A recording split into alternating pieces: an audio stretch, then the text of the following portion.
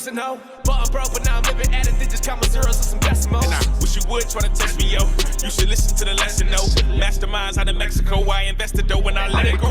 Regiments I got a pocket full. Rich the income and your taxes low. Spend it right and then the best of more. And if you don't believe me, ask my doctor though. What you mean? You mean Uncle G? Planting seeds for these money trees. Who got my money, please? Everywhere you wanna be like Visa, MasterCard, American Express. I bought the bank and I bought the checks. I buy apartments, I send checks. Yo, billionaire went undercover, help y'all discover who did it best. Just bought 2 droppers, can't wait till they see the face and they see what I do next. When I walk through the door, I'm talking cash. Hey guys, welcome. And if you know like I know, you getting cash flow. When I walk through the door, I'm talking cash flow. And if you know like I know, you getting cash flow. Yeah, and only then do I buy something stupid. How stupid can you go? You can go as stupid as your cash flow. You know what heals all ills? Deals. Look who went from meals to bills. It's eat what you kill when you're in the field. In the pipeline overflowing, I don't drip, I spill. We don't seek balance, nah, we want extraordinary. If you really knew my dreams, it'd be more than scary. We got more to spare, ain't no shortage, baby. Winning by the chopper and another for my lady. Talking about the bird in the strap. Say the word and she handle that. Fully loaded, put it at the target, and you know we letting off every man. Got my money, who got my back? You can never get it. Let me know how your day has been going so far. Only one thing better than cash. When I walk through the door, I'm talking cash flow. And if you know like I know, you getting cash flow. When I walk through the door, Cash, that is. I'm talking cash flow. And if you know like I know, you getting cash flow. When I walk through, no I won't do, no I won't do, no I'm talking to, not to, you know about to do, what? Awesome, Kim. Walking that door. Also, where's everybody from? Put that in the chat as well. Yeah. We're here in Independence, Kentucky ourselves, just outside of Cincinnati.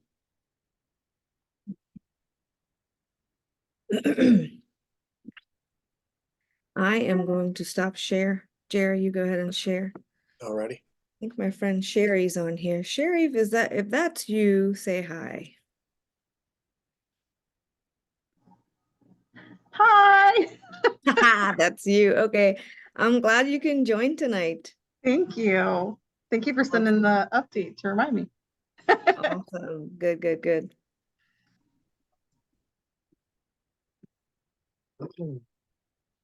All right. Hey everyone. Hello. Happy Wednesday. Welcome to the Multifamily Freedom Chasers Financing Zoom. I don't know why I get tied up with that all the time. My name is Shelly. For those of you who do not know me, I am a commercial mortgage broker and the co-founder of our brokerage company called Adventure Commercial Capital. And the other half of the co-founder is Mr. Jerry Miles. Wave so everybody can see you. What our company does is connect real estate investors like yourself to lenders. Jerry, go ahead and take over. All right. I'm Jerry Miles, as Shelly said. Great to see everybody on here tonight. And how many do we got on here? Can you see that? I can't see that right now. Yeah, we have 18. 18. Okay. All right. Well, hopefully a few more join. But we'll get started here with today's agenda. We will talk about the multifamily freedom chasers community here in the ecosystem. Number 2, we'll do some introductions. We'll tell who we are, and we'll give a couple of you an opportunity to introduce yourselves. We'll go into the current debt market, and then our main topic, and which is how to prepare for a commercial loan. And Shelly then has some tips and tricks on how to grow your credit score and to make it better. And then we'll do a question and answer at the end. We usually try to keep these to an hour, but usually it ends up being about an hour and 15 minutes. So we'll see how this one goes. But once again, it's great to see everyone. And all right, so the MFC community, founded by these three gentlemen, plus Dr. Charles was part of that as well. Founded this group about 1.5 to 2 years ago now. And, we've been doing Zoom calls ever since. We joined up about 1 year and 3 or 4 months ago now.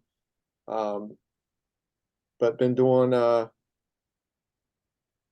these Zoom calls free of charge, educating the public, and just trying to connect with new people every day, and working on growing our network, and helping other people connect to grow their own. We've had people that have connected on these calls that have done business together. So make sure that you put your information in the chat. Tell everybody who you are, what you do, and all that good stuff. You never know who's going to be on here. So there are some serious people on here that are buying some deals. I see a few of them on here now. So if you need people to help you run deals and to buy deals and sponsors and all that, there's people on here that can help you with that. So make sure you let everybody know who you are. So, and sorry, I got kicked out of the screen before. It happens every week now. But the Multifamily Freedom Chasers communities, we do 4 free Zoom calls a week on alternating Mondays, or I'm sorry, 2 a week, 4 different calls a month, or every other week we have 4 different calls that'll happen. Mondays, alternating Mondays, we have Trevor does the activation Zoom. And the off Mondays from him, we have Iffy and BB doing asset management. They've bought a few pretty large deals here recently and are passing on their knowledge on how to run deals. You have my wife and I doing the debt financing, and we are full-time in the real estate business, helping people buy deals. Also have some of our own. And then on the Wednesdays that we don't have ours, you have Ed and Kevin, who just recently closed on 120 units in Destin, Florida. And they are both, full-time real estate people, as well as they're both commercial mortgage or commercial real estate brokers. Yes. Kevin is in Florida and Ed is in California. So you guys want to get to know them for sure. Yeah, and I just dropped a Facebook link in the chat for the MFC Facebook community page. If this is your first time on an MFC call or even on our debt financing call, put a 1 in the chat so we can say hi. Sherry, I think this is your first time. Hi, hello. Oh, cool. We got a bunch of new ones. Yeah. Teresa, Sarah, Rosalind. If I pronounce the name wrong, forgive me. Rochelle, Ian. How do you say the? I would say it's Ian. No, yeah. Hi, I'm first time. Somebody's name with a Y. Yanira.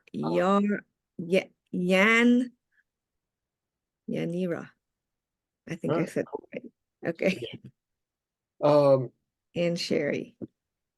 So make sure that you plug into the Multifamily Freedom Chasers ecosystem. We have all of our Zooms recorded on YouTube. You can catch us on Spotify, Facebook, Instagram, and WhatsApp.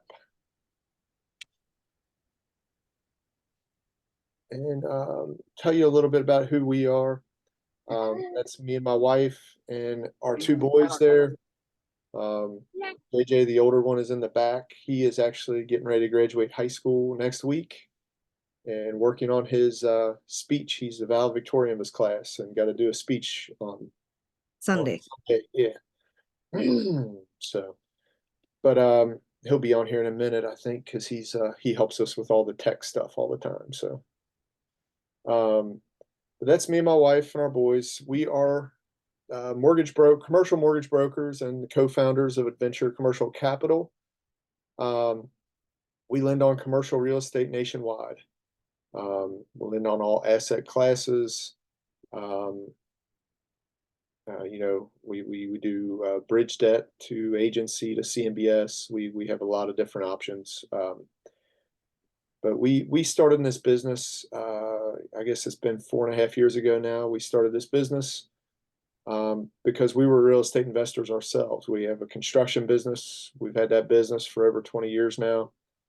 And we started buying houses and fixing them up and trying to hold them and things. And we were getting held up due to lack of funding.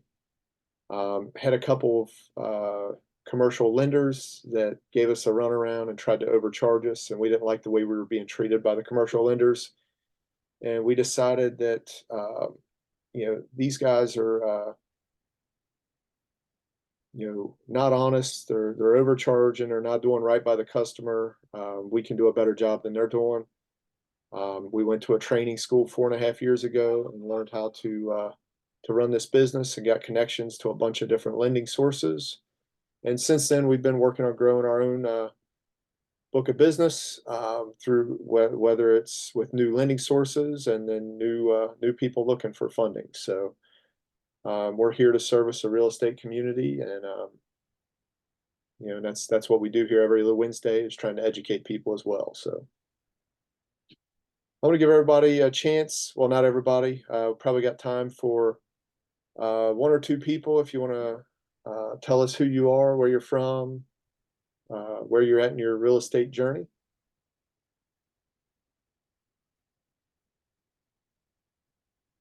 JJ usually Yeah, steps. you can go ahead and raise your digital hand and we'll call on you.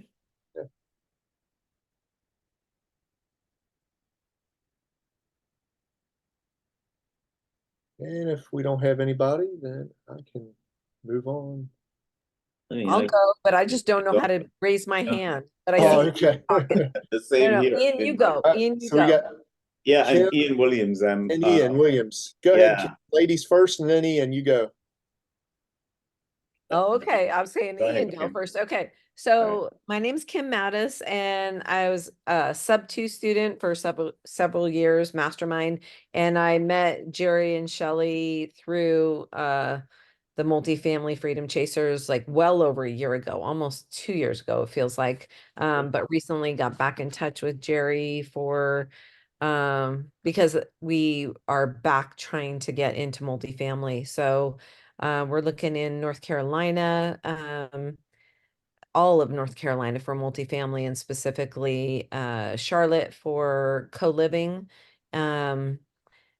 Just feeling like it's better to be a little bit more further away. I'm in Spokane, Washington right now physically. It just, to me, will force me to have a good property management team and good boots on the ground there, and not be like a small mindsetting this next level that I'm trying to reach. And I'm just so happy to be here because Jerry is a go-giver. They both are, and I can't wait to learn tonight. So thank you. Nice to Thanks meet for you. being here, Kim. Thank you. Appreciate the kind words. Go ahead, Ian. Yeah, I'm Ian Williams, and I'm in Brooklyn, New York. And I'm new to the commercial space in terms of investing. Just so happened that I lost my job like 5 months ago, got smacked in the face from a corporate job that I've been in for 30 years, and did some flipping on the side. And all of a sudden I decided that this is what I want to do, because I've been doing it on the side. And when my wife and I are doing it, time just goes by. We don't even look at the clock, right? So just woke up one day and said, this is what I want to do. And the best way to do it is just start learning. So I came across this group and I said, let me jump on and figure out, what you guys are all about. And it's a matter of just learning and, hanging out with people who want to do things that you want to do. So this is my first rodeo. I've been like a month and a half now doing it, just learning cap rate, different, different areas in terms of what to focus on. but it's a multifamily is what I want to do because we have bought several houses and it's just makes sense to have one roof with, you know, multiple units under that one roof. So that's where I'm at. Yeah. Awesome. Well, glad you're here, man. I hope you learned something, and you know, we're here in any way we can. I'll have my contact info here at the end of the call, and you know, we're always a phone call away. So if you ever need anything at all, so Thank you. yeah, for Glad sure. to have you. And so we'll do Rosalind and then Teresa, and we will be done with this portion. So go ahead, Rosalind. Um, I decided to turn my camera on, sorry. Oh, it's all right. So I'm Rosalind, and I'm a realtor and a broker here in Atlanta, Georgia.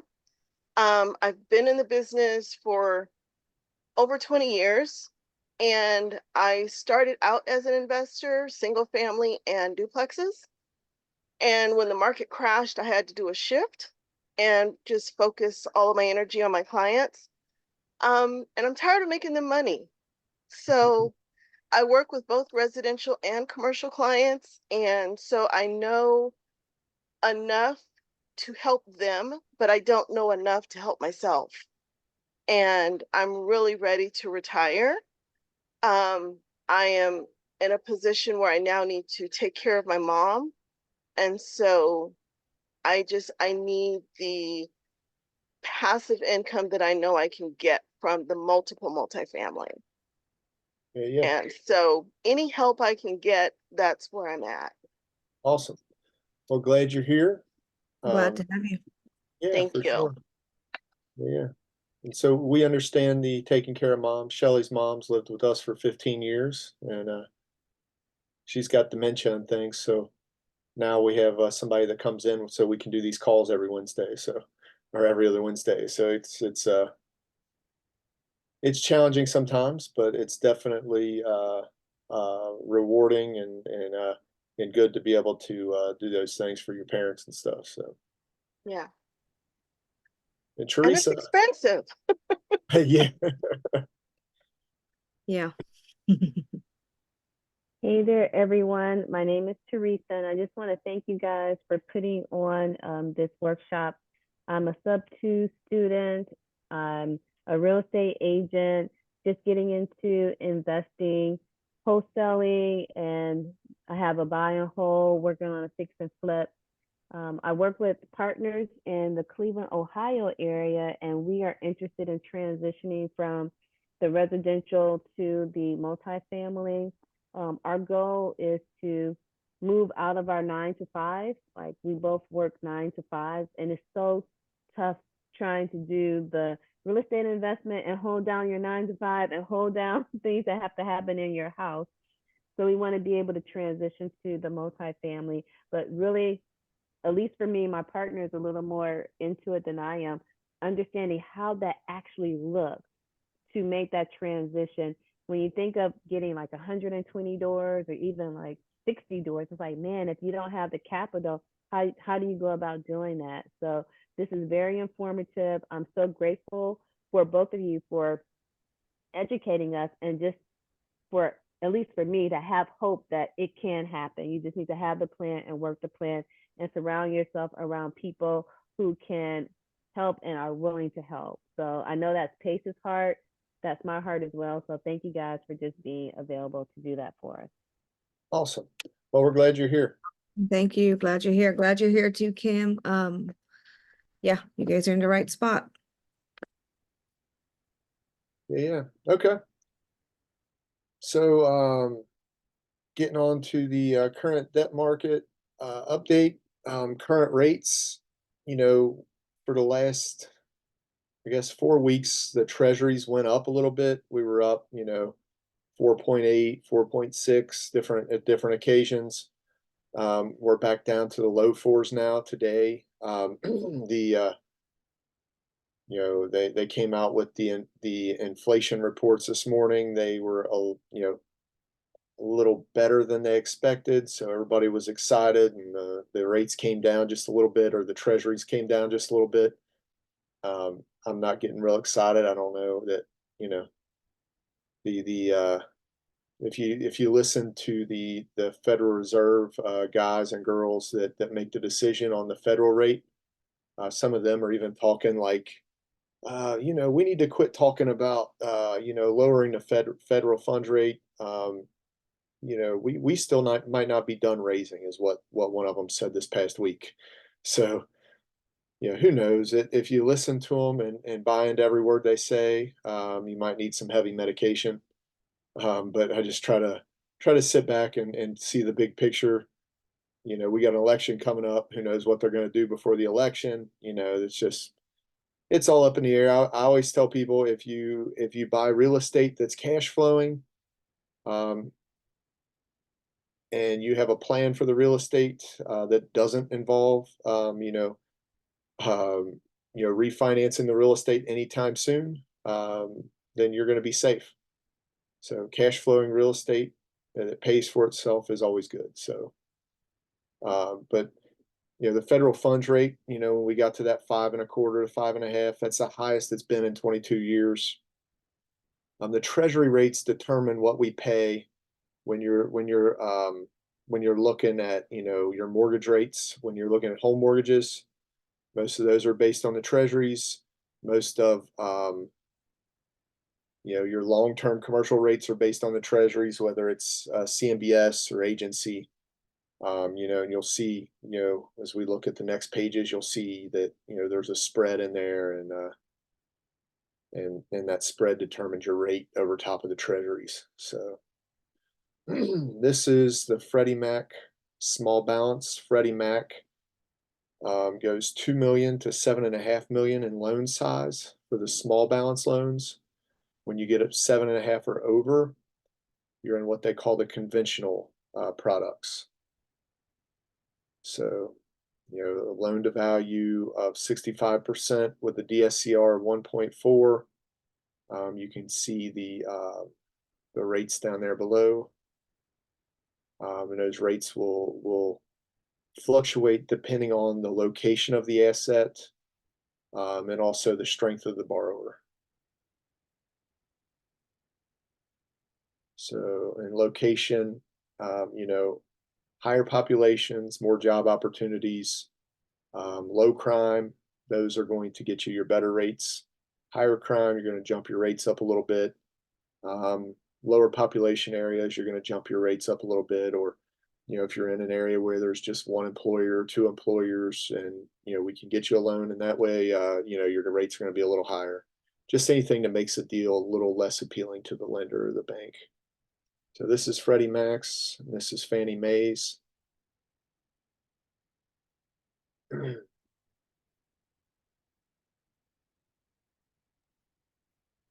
anybody wanted to take pictures or screenshots or whatever of these, feel free to do. Is there any significant difference between Freddie Mac and Fannie Mae?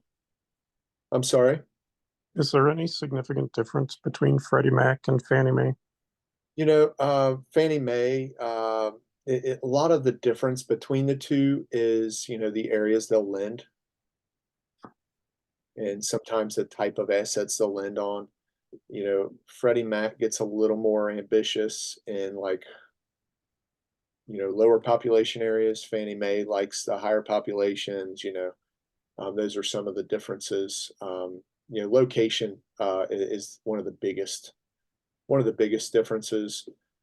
Fannie likes student housing a little more than Freddie. Freddie might be a little more giving when we're looking at like mixed use properties. So just minor differences, not real big differences, but.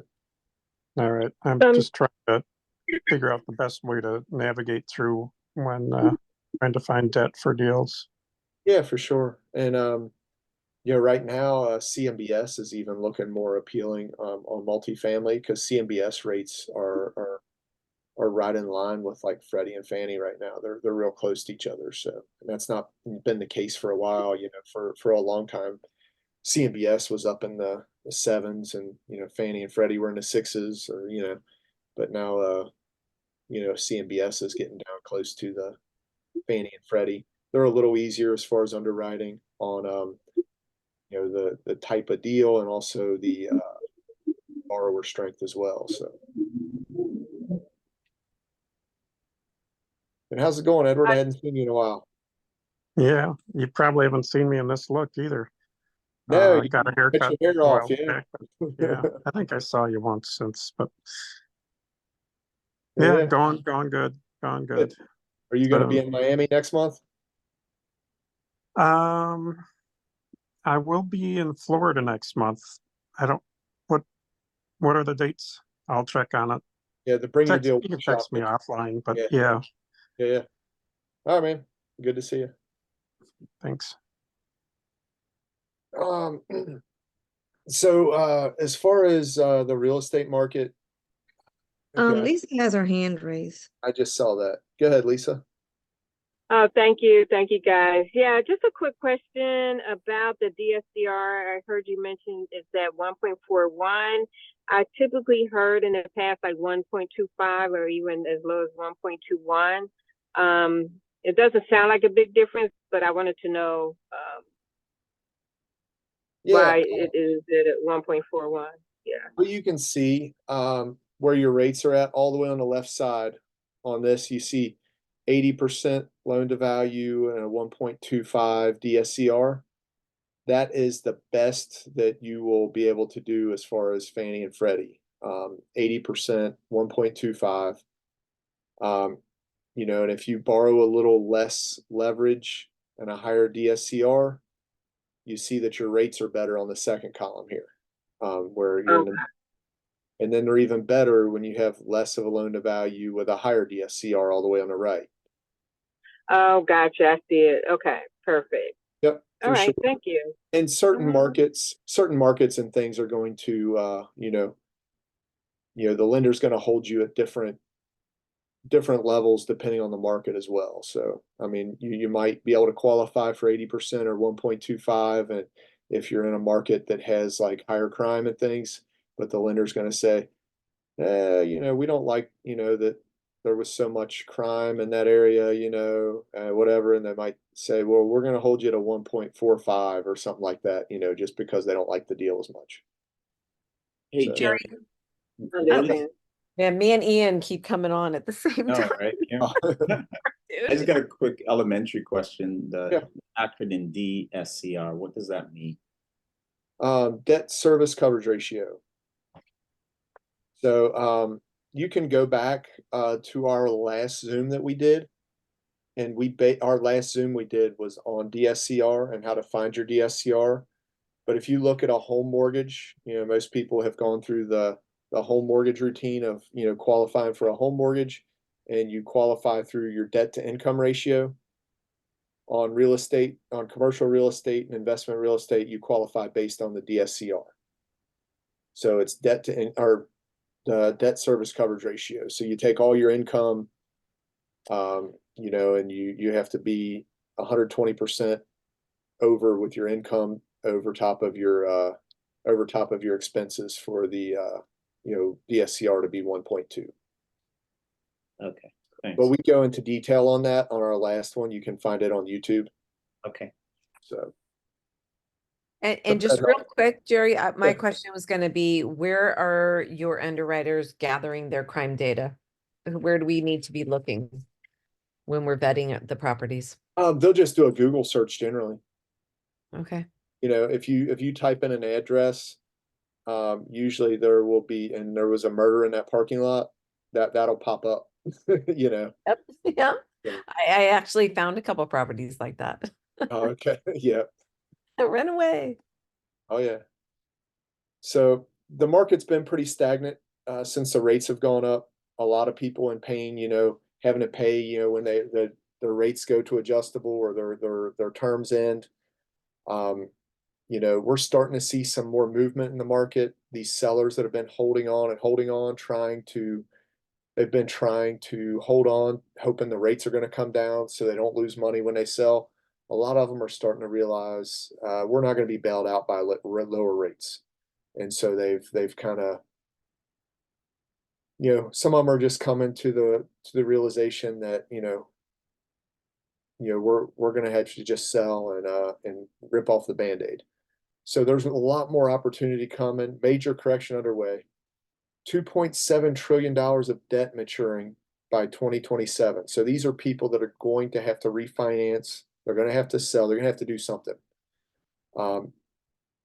And 540 billion in 2024, 540 billion in 2025. These numbers will actually be higher because there is a lot of deals, like I said, that were bought 3 years ago, 2 years ago, that were bought on bridge debt. And they bought with a 1 or 2 year, 3-year term on bridge debt, and now their rates are going adjustable. And the lenders, maybe last year said, all right, we will give you an extension for a year. Pay us 2% and we'll give you an extension for a year. And there's a lot of those deals out there. And these people have just been waiting and waiting and paying more out of their pocket than what they're bringing in on a lot of occasions that we're seeing. And so that these numbers of 540 billion and things like that, it could be double that with all the people that are on extension and all this stuff. So when you hear, the term, I've heard a lot of people say, that there's going to be blood in the streets in the commercial real estate market.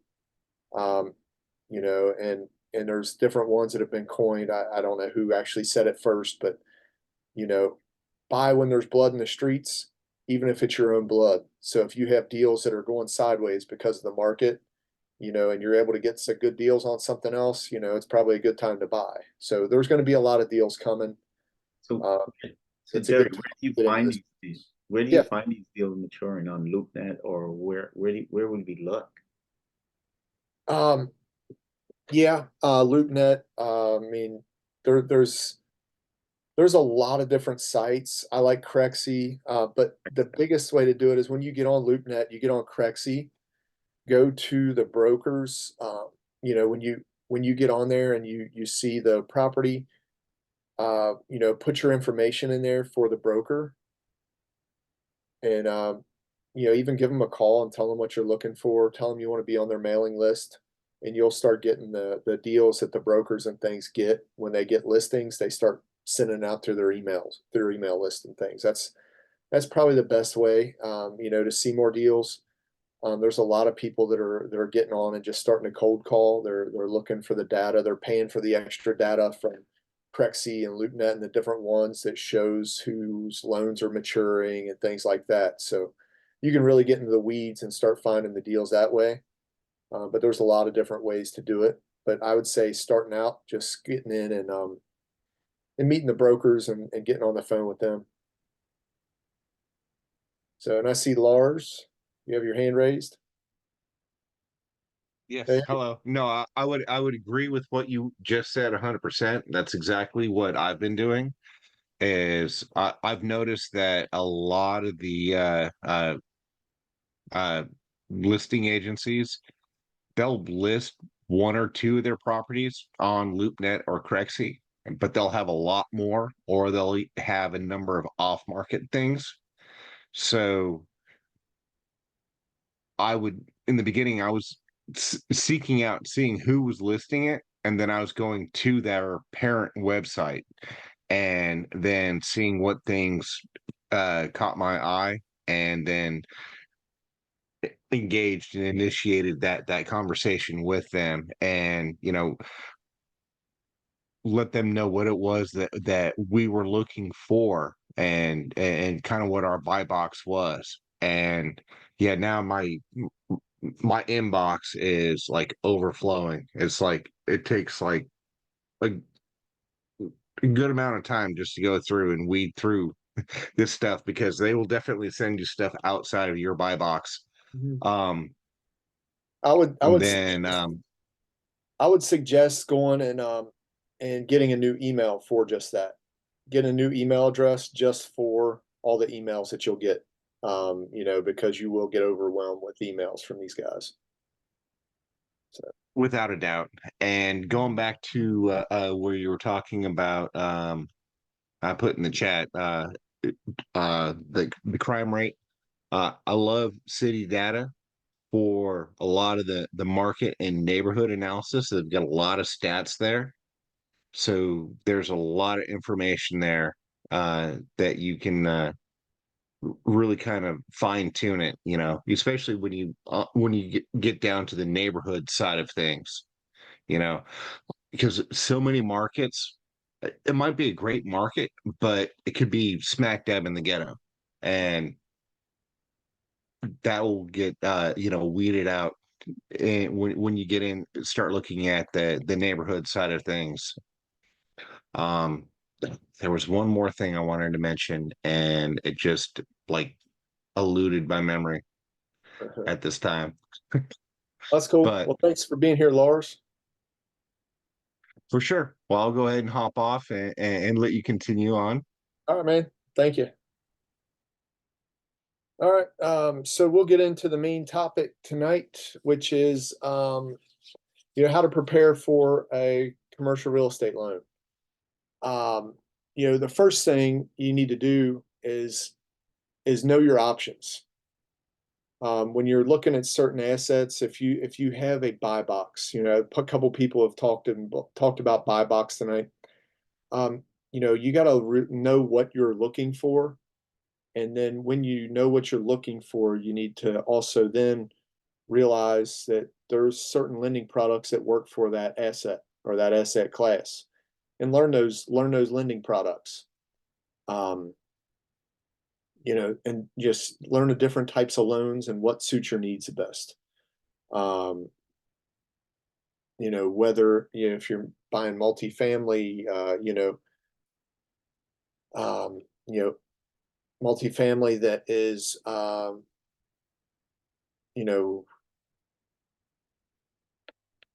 that's cash flowing assets, good assets, you're going to be able to qualify, generally speaking, for, agency debt, Freddie and Fannie and CMBS. If you're looking at smaller deals, we might have to go to what they call a DSCR program, and just knowing what is out there for your asset class that you're looking for. Next, you're going to have to, look at yourself and what is your eligibility? What are you able to qualify for?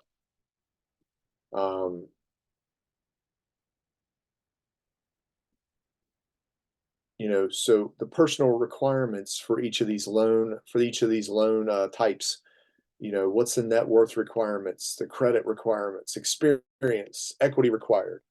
So since the market has taken a downturn, experience has gotten more important than ever. Especially when we're looking at any type of rehab. If you're wanting to buy your first deal and it's a heavy rehab project and you don't have any experience with rehab, you're not going to be able to qualify for a loan for this.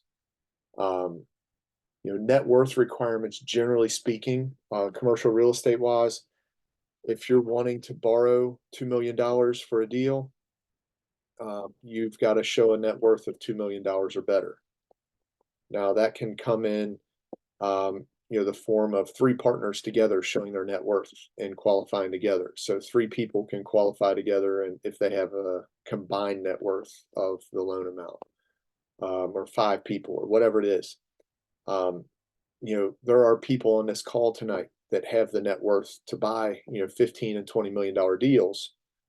And so, having that net worth,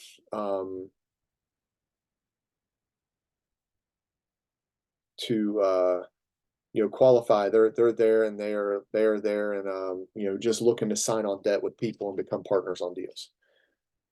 You hear a lot of the gurus talk about, oh, well, I don't need a credit score to buy this, or I don't need it to buy that.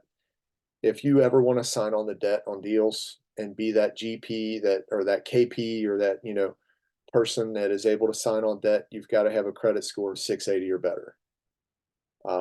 The experience we talked about, and then equity. You got to figure out where your equity is going to come from. So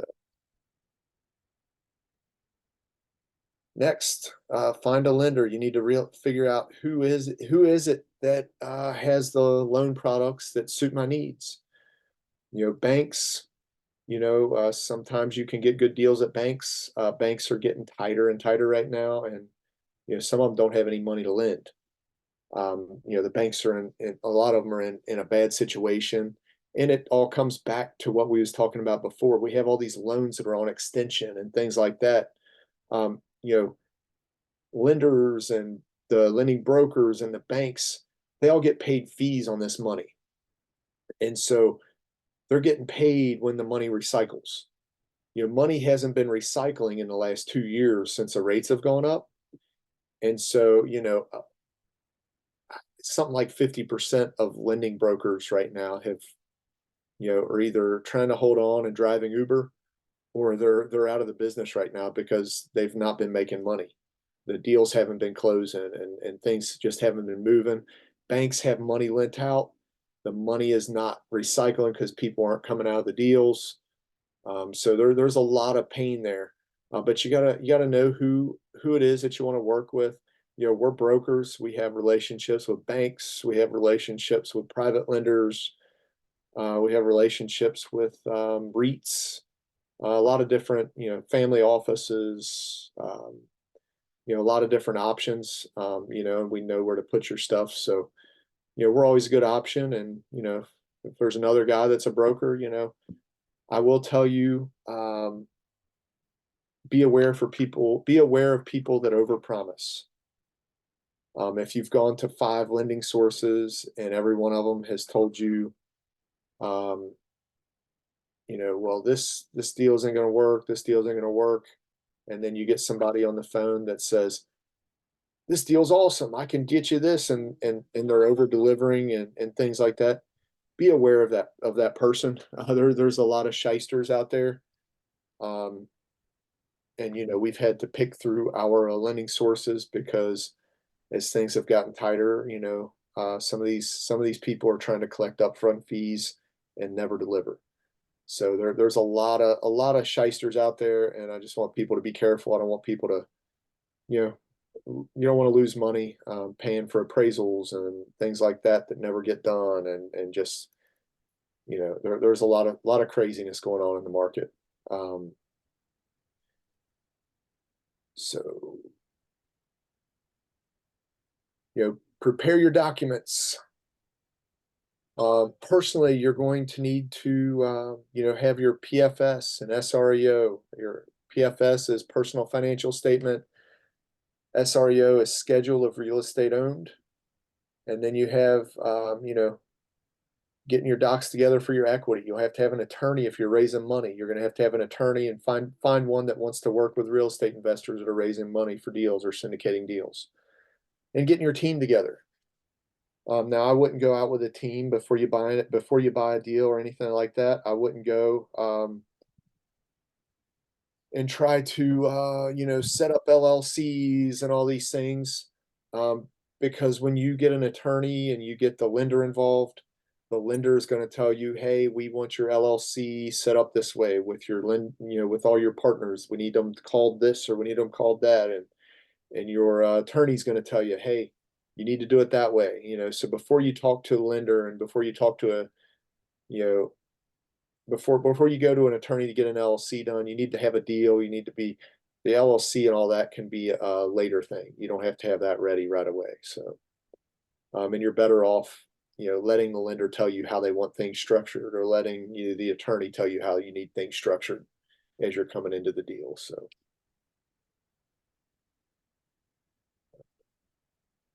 Hey, Jerry. Yeah.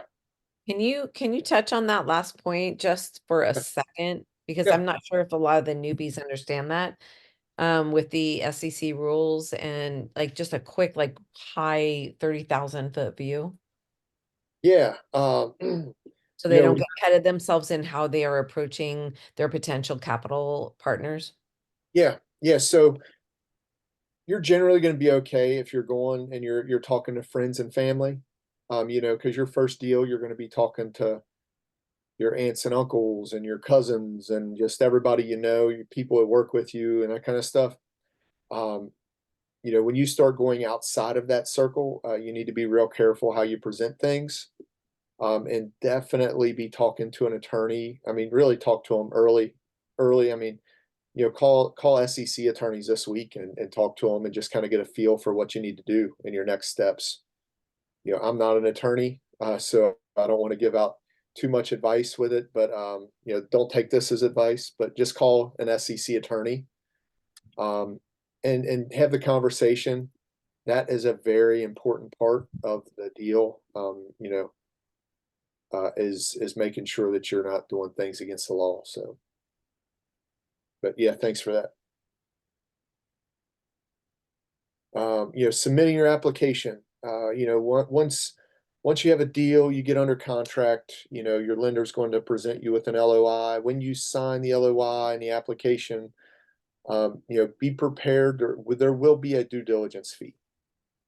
Now I said, be careful, be aware of upfront fees. If you don't know the person that you're working with, be careful of the upfront fees. If you do know the person, you know, you're probably going to be okay. But generally speaking, when you're applying, when you're signing the application and getting started, you're going to have a 1% due diligence fee. So if you're going after a loan of $2 million or $3 million, you're going to have to pay 20 or 30 or so $1,000 to get the application started. You know, there are some, like even through Freddie and Fannie, there are some people that will try to, you know, put in the application that this is not a refundable fee. If it says that it's not refundable, I would go to somebody else. Ours, you know, when we do one with our people we work with through Freddie and Fannie, if they do an appraisal, you pay 20,000. If the appraisal's 13 and it doesn't come back the way it needs to, and it kills the deal, you'll get the other 7 back.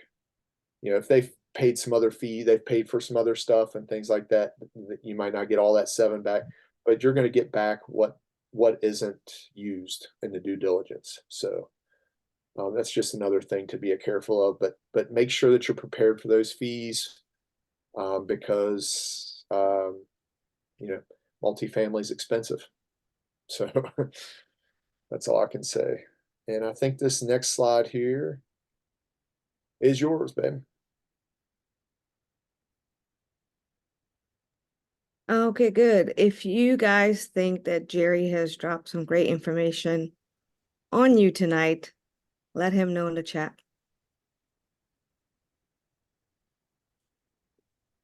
Awesome. So I'm going to talk about credit. Sorry, I'm going to answer a question real quick. I just saw pop up. Okay. Yes, Kim, that is outside of the broker fee. The broker fees and things don't happen till closing. So the brokers should not get paid until after the closing. If you have a broker trying to get paid, you know, at the beginning, you know, that's a red flag as well. So yeah, go ahead. Sorry, I'm going to mute myself. You're fine. Yeah, if you guys have questions, just hold it. We've got 2 more slides and then you can ask questions. So regardless of how you feel about credit, the reality is that this is one of the most important aspects in personal financing. Your credit score can literally be the difference in you building your net worth and getting the best deals in real estate. So here is how to instantly boost your credit score. I'm just going to give you a couple of things, and then I'm going to give you a if I have the link, I think I do, a link to a video to watch that will go a little bit more deeper. It's a less than 15-minute video, but these are some of the things that I have done personally for mine and Jerry's credit score. Some of these I have done. So there can be many reasons why your credit score is low. One is you're young and you've never had credit before. Your credit score is going to be low. 2 is you don't have enough credit because you've never opened up a credit card or buy a house or a car or anything with your social security number. So that can make you have a low credit score as well. But what you guys should go ahead and do first is check your credit score and your credit report. So yeah. Charles, good job. You know your stuff. That's on my next slide. So check your credit score and your credit report. So these you can get for free. Don't ever pay for them. They're free. You can get it at creditkarma.com. You can see your score there. Or if you have a credit card, I have Capital One. They show you your credit score for free all the time. They have CreditWise, and I get my credit score for free all the time on there. And you can do annualcreditreport.com. You can get your report for free once a year, and they'll show you your credit score. When you're in annualcreditreport.com, you can also, I also suggest that you create an account with the three major credit bureaus, which is TransUnion, Equifax, and Experian. Okay. And you will see a list of stuff on there. Now, when you go in there, you're going to see stuff that is not yours. 100% of the time, you go into your credit report, there's going to be something that's not you, that's not yours. So here is another thing you can do. You can dispute anything that's not yours or not you. I'm going to tell you a story. And I'm telling you guys this because I've done it and this is my experience. So your names, sometimes your names you can dispute because your names could be written wrong. Or like me, my sister and I, my maiden name is Shelly Ann Dale, and my sister's name is Sally Ann Dale. So our names are pretty close. And we came to the United States at the same time. So when we got our Social Security card, our Social Security card number was only one number off, and that was the last digit. So all of her stuff, sorry, not all of her stuff, some of her stuff was on my credit report, like where she worked. She worked at Arthur Murray Dance Studio. I'm like, I'm not a dancer, so I've never worked there. That's not me. And it had some derogatory stuff on there, and then her addresses that was on there. So I disputed names that were not mine, and I also tried to eliminate as many of my name that I could, because it's written so many different ways. Like my name was written Shelly Ann Dale, and now my name is Shelly Ann Miles. So I tried to dispute the Dale one, but I don't think they got rid of that one because that is actually me. But if you can dispute it, try to keep as little amount of names on there as you can, so it's easier for them to find you. And also addresses, try to eliminate, like that can be a bad thing on your credit report sometimes. Like if you've moved 6 places in the last year, that can be an impact on your credit report. So try to eliminate as many addresses as you can. Keep the ones that you've been living at for a long time, or the ones that are longer, that you've been there for longer, or you have lived there in the past, and just keep those ones. Just eliminate the ones that are that if you've moved 6 times in 1 year, try to minimize that. That will help boost your credit score a little bit. And that varies, because if you Google that, some people say it'll help, some people say it won't help. So I don't know. I've done it. I feel like it helps me. I don't know. Jobs, eliminate jobs. Credit cards or credit that is not yours. I lived with my aunt. Some of my aunt's stuff was on my credit report, I guess, because we have the same address. Loans, if loans are not yours, just go ahead and eliminate those. And inquiries. If you go on there and you have inquiries that you've not done, just call them and try to eliminate them. And you can call Equifax, TransUnion, and Experian, and you can dispute those stuff over the phone. Or if you create an account, some of the accounts have areas where you can just hit the dispute button and dispute it. It's not as difficult as you think it is. You want to go to the other slide? Charles, this is what you had up right here. So how to boost your credit score overall and maintain it. This is how you do it. So this is 100% right here, 35, 30, 15, 10, and 10. So 35% of your credit report is your payments. If you have on-time payments, you're going to look good. If you don't, try not to.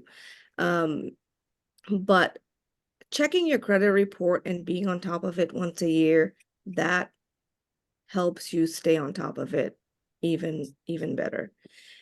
And 30% is your amounts owed and your credit utilization. Now, they say to keep below 10% of your overall credit cards spent. Say if you have $100,000 in credit cards, which amount to maybe 3 or 4 credit cards, that it's that $100,000 that the 10% is being showed on. So try to keep that below 10%. Some people say 33% or less. We have credit cards. We just have credit cards just to build credit. We don't, I mean, sometimes we use it, most of the times we use it just to build credit. I spend on it and I pay it off like the next due date. And that's another big thing too. Like when you're paying your credit card, try to pay it 2 days before the due date. Like if my credit card is due on the 18th, I schedule it to come out on the 16th. That helps with the reporting with the credit bureaus and stuff, so that it looks like you don't owe much. And also, I'm trying to think of Well, now, things. when you're talking about that, you got to call them and find out when they report to the credit bureaus, and you want to pay your payment before they report to the credit bureaus. Yeah. Yeah. Yeah. And I have a quick question. yeah. In regards to your business credit, how does that, can we use that when getting a commercial loan, or is it strictly personal credit? When you're looking at business credit, I mean, there's a lot of people trying to build business credit. And it can be good if you're working on buying vehicles, things like that. Generally speaking, you're always going to have to sign personally when it comes to business expenses, business stuff. On these multifamily deals or any type of commercial real estate, there is always somebody signing personally on the deal. So yeah, you can work on building business credit and things like that. But when it comes to the big stuff, you're always going to have to sign personally. You have an LLC, all the protections, and then they say, "Oh, well, this looks good. Who's got the net worth to sign and say they're good for it?" So, Gotcha. Thank you. So the age of your credit is a big thing as well. So the longer you've had a credit card that you've done good with or not good with, I think is just the age of it, however long you've had it, that shows as a positive thing on your credit card, on your credit score, sorry. And the types of credit also helps, like if you own a car, a house, a credit card, lenders like to see that you're good at paying off these different types of credits and you're good working with them. And then 10% is hard inquiries. If you keep going and applying for credit cards or credit, that doesn't look good with lenders. So try to keep your inquiries, your hard inquiries at a minimum. Try to, if you're applying for a credit card, do it like every 6 months instead of every other month or every month or whatever. But that's all I have for you guys. That will help build your credit. It is a big part in the personal financials when you're trying to get loans. And yeah, and I have done all of these things. Our credit scores are pretty high, but I've worked on it for a long time. And also, if you have bankruptcies and stuff like that, don't worry about those. Those should fall off within or after 10 years. And if it doesn't, just call the credit bureau and say, hey, it's been 10 years. Can you take that off? Because that looks really bad on your credit report when lenders are looking as well. But I am not an expert in this. I am just telling you from my experience, and my credit score is over 800, and so is Jerry's, because I've built up both of our credit. Not to brag or anything, just to let you know that I have experienced all of these stuff that I'm talking about, and that is how we built our credit. And also on the next page if you guys go and listen to Graham Stephan, he will tell you 5 ways to instantly boost your credit score, which is pretty much what I said just now, but he went into a little bit more detail, and you can understand a little bit more on why I said all of these things. And plus, if you have a kid, and this is what we do with our kids, I haven't done it with our younger one yet, but we've done it with JJ since he was about 16. I added him to my credit card, and he uses it for gas. So when he goes to get a credit card, it shouldn't be as hard for him, because when you go to get a credit card, it's like a catch-22. You have to have credit to have a credit card, and you have to, I don't know, it's just like the chicken and egg situation. Like, you have to have one with one, but you don't have one because you can't have it because you didn't have that one. It's silly. So yeah, you can put your kid on there if you're a good person, and if you're a good person that takes care of their credit card and is trying to build your credit score, you can put your kids on there. So this way they don't have troubles when they're trying to get a credit card. And you can do that also with somebody that's trying to build credit, that has bad credit. You can actually put them, and they can piggyback off of your credit, and they don't have to do anything. They can just get all the good stuff from you if you're doing well in your credit. I saw somebody ask something about, what do you do if it's 800 plus? I can't help you there, buddy. You just have to keep doing the same thing you're doing. And actually, the more credit you get, the more credit limit you get, the better it is. It's such a weird situation. I don't know how to explain it. The more credit line you have, the better it is, but the less you have to keep it at that 10% in order to build your credit score. Plus you have to I don't know, there's so many different things. If you go to Graham Stephan, he will explain it a little bit more deeper, and his video is only 15 minutes long. I've rambled on enough. I'm sorry. Hope this helps. Yeah, that's good. Now, if you have any questions, I see somebody has a question. Yep. Santosh. Yeah. Hi, Shelly. Thanks for your permission Hello. you provided. Yeah, Shelly, I have a question. Like, it's more personal to me. Like, I'm doing one of the refinance on my home, and the refinance bank says to consolidate all of my credits, which I built from 15 years. It's around 150K. They want to put on a line of credit. So closing these credit cards is a good idea, or should I limit it? You know, I'm not an expert in this, but I think closing your credit cards is not a good idea, because having the credit cards there shows age of your credit, and that's a certain percentage. If you go back to the next slide, Jer, the slide before this. The age of credit, yeah, is important. Yeah, so when you close it, you can take a hit by closing these credit cards. Now, if you keep it there and you pay it off and you don't use it and you put it on that line of credit, that might help you. We have credit cards that we've had for how many? Over 10 years, and I just have it sitting there. There's other credit cards that I've opened up that has fees on it, but the fees pay for themselves by when we fly or when we book hotels or anything like that. So I don't think, like, again, I'm not an expert in this, but I don't think closing the credit card will help your credit at all. It might take a hit. Yeah, and also if I like lower my limits, call my credit card company, and if I lower my credit limit, will it impact again?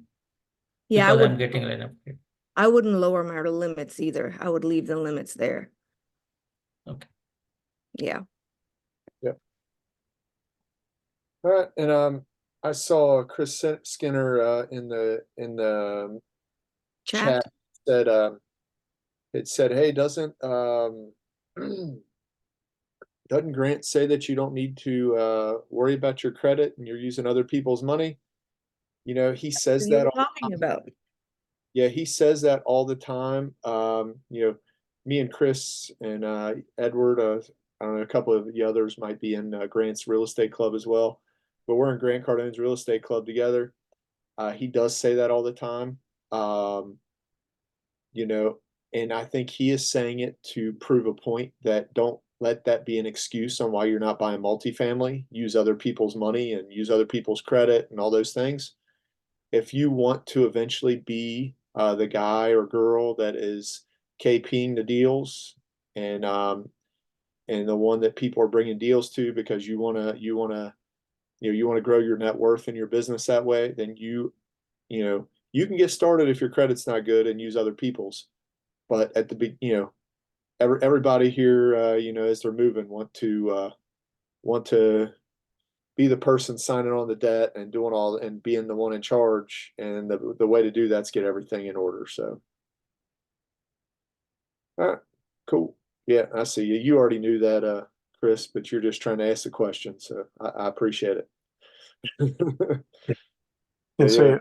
I just want to make a statement because I have brought up, I think I about $220,000 in credit card limit, and I'm about 75% used right now.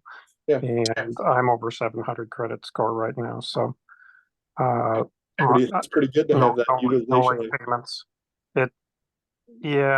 It's just about time I need to drop that down though to really jump back up to the 800s, which is what I'm used to. So yeah, but I use that to do some rehabs on personal credit, which is a no. But you learn a few lessons here and there. Oh yeah, so, for sure. Initially it dropped down quite a bit, and now that about a year has passed and I've not missed anything and been keeping everything up, it starts to improve. Yeah, kind of shocked me. And you'll probably be able to raise those limits too once you pay some of that off. You'll be able to raise the limits quite a bit higher too, probably. Oh yeah, yep. Yeah. I heard in another session there's a guy in the UK holds the record for the most credit cards, and I think he's got 1,400 of them. Oh wow. And over $2 million in credit limit, something like that. Ridiculous. So yeah. So there's no limits as long as you get a good credit rating. So yeah, for sure.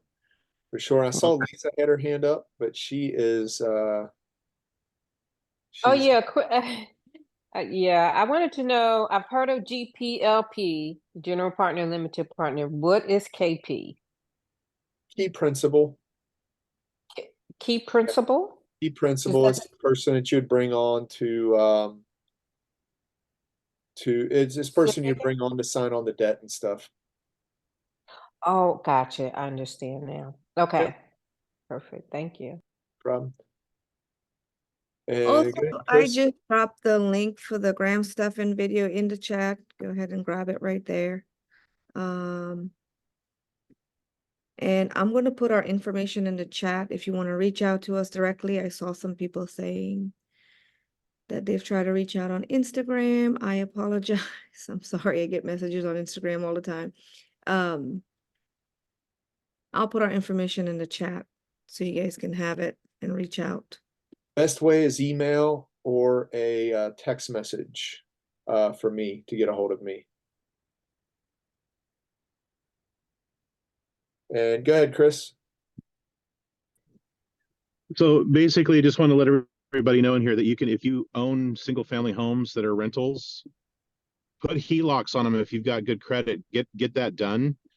Because if you've got credit cards that you've got either maxed out or you're using them highly and you've got over 20% interest rates on them, and your 0% have completely been evaporated based off of the new cards that you've acquired.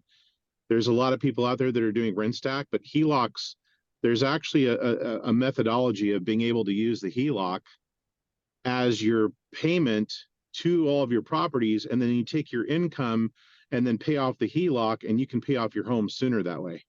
Yeah. For anyone that owns a home. So there's a lot of different ways to skin the cat as far as building your wealth. So you utilize everything you can, from HELOCs to other people's money, with building relationships with KPs, and get with some GPs and build those relationships and buy property. Yep. Just get for it sure. done. For sure. I like it, Chris. Thanks for being here, man. You bet. All right. So needed for a quote. If you're buying multifamily or any kind of commercial real estate, we need a T12, rent roll, and OM helps. A summary of what you plan to do with the property. Let me know what you're planning to offer, what your business plan would be for it. I mean, are you planning to do rehab? What's the deal with it? As we move forward with the deal, I don't need it for a quote, but I will need it as we get moving forward. An SREO, PFS, we hit on those already. If you're Someone coming asked in the chat if you're able to do a HELOC. No, we don't do anything, as far as personal finance. That would be under, you'd have to go to a home mortgage person for that. We don't do those. So, and Chris, is your hand still up from last time, or you have something else? No, sorry about that. I'm good. Okay, cool. So for DSCR loans, we need address. If it's a purchase, I need purchase price, refi, purchase price, date purchase, current value, monthly rent, what you pay in taxes and insurance, and the borrower's credit score. There's that credit score again. What can you do today to prepare? Make sure your credit's in order. Work on your personal financial statement and SREO. Get your bio together. Work on raising capital or making more money. And we have a referral program, and we are also looking to bring on, people to work full-time agents, lending brokers, to come and partner with us and work with us.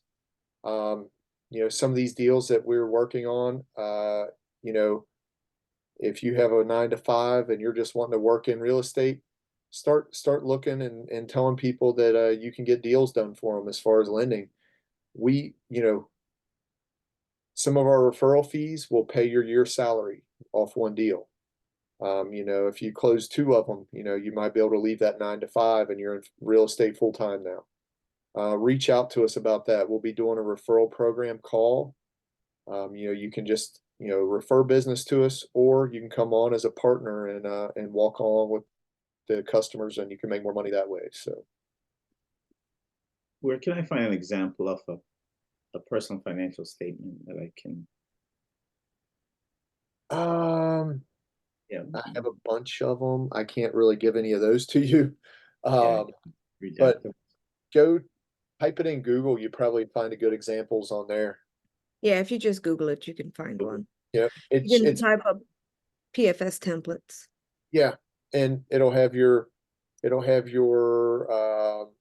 income, it'll have your assets, it'll have your liabilities, and it adds it all up on there. I might have a template, like an SBA template, I could send you. Send me an email. I have my email address up here, and I'll try to send you one through SBA, through an SBA we have, an SBA file we have. Okay, awesome. Yep. Thanks. Yep. This week's verse, blessed in the man who fears the Lord and finds great delight in his commands. His children will be mighty in the land. The generation of the upright will be blessed. Wealth and riches are in his house, and his righteousness endures forever. Our next topic will be, has lending criteria changed? Question mark. So through all this mess of the higher interest rates and things, we're going to talk about, has lending criteria changed? The Multifamily Freedom Chasers WhatsApp group chat. This here will take you to that, and you can be on the group. A lot of people in there. I think there's well over 1,000 people in the group now. Get connected with more people.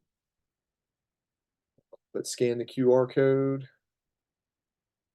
I'm sliding through these fast because we're about 15 minutes over. And this is our contact info. The QR code is for my Hi Hello card. Contact me with anything that you have, any questions, anything. That's mine and Shelly's email, and that is my cell phone number. I also dropped some information in the chat. I dropped that ground stuff in video again. It's the YouTube one, the link. And I also did the Multifamily Freedom Chasers link if you haven't joined them yet for the Facebook group. And then he shared the link for the WhatsApp group. Join that. You can get us all day long, every day on that if you want to chat. And you will be able to chat with the other MFC leaders as well. They're on there too. Yeah, and I dropped our Instagram and our email address and Jerry's phone number. Awesome. Here it is. Scan that QR code he put on there as well. That's directly to his Hi Hello card. You get all his information there. And you can leave your information on there too, and it'll save onto my phone. So Yeah. I'll have information at that point too. So Thank you guys for joining. We appreciate everybody. Hope this was valuable. make sure to connect with all the calls that we have through the week. Monday, there's no calls. That's an off Monday. They don't have anything going on Monday. I think the next call will be on Wednesday, a week from today, with Ed Ed and Kevin. Yep. Cool. Ed and Kevin. All right, guys. Thanks Thank you all. you. Thanks everybody for being here. I'm gonna leave you with some music and say congratulations to JJ. He's on here and he is getting ready to graduate on Sunday. Valedictorian. He's got a speech.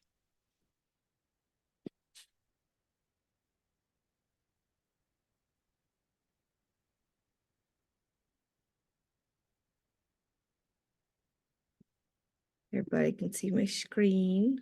Yep. I'm gonna play some music, wherever it is. Bye, guys. Thank you.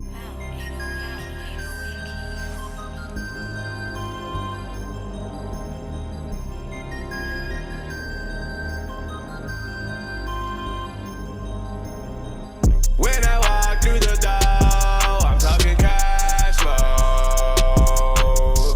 And if you know, like I know, you getting cash flow.